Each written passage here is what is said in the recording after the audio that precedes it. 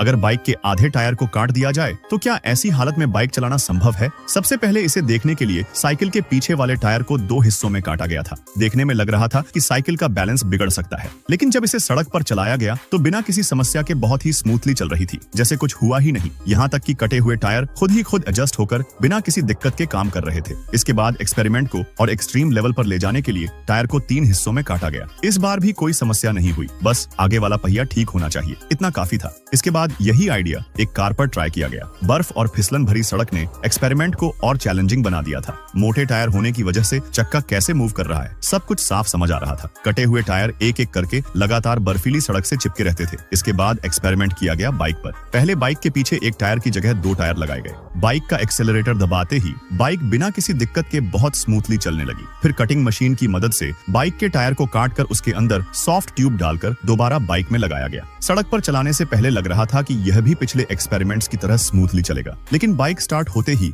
हर second एक बड़ा झटका महसूस हो रहा था। लेकिन मजेदार बात यह थी कि इस झटके और उछलने कूदने की वजह से हॉर्स राइडिंग जैसा मजा आ रहा था।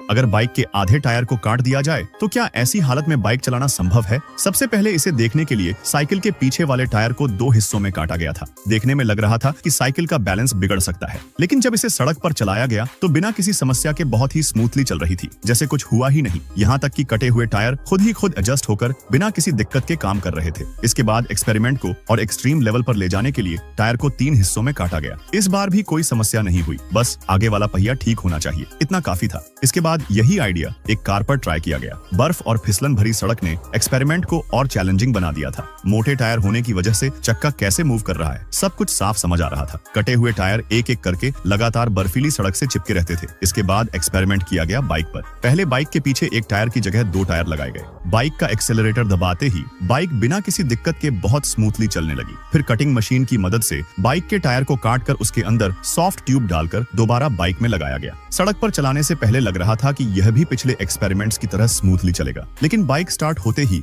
हर सेकंड एक बड़ा झटका महसूस हो रहा था। लेकिन मजेदार बात यह थी कि इस झटके और उछलने कूदने की वजह से हॉर्स राइडिंग जैसा मजा आ रहा था।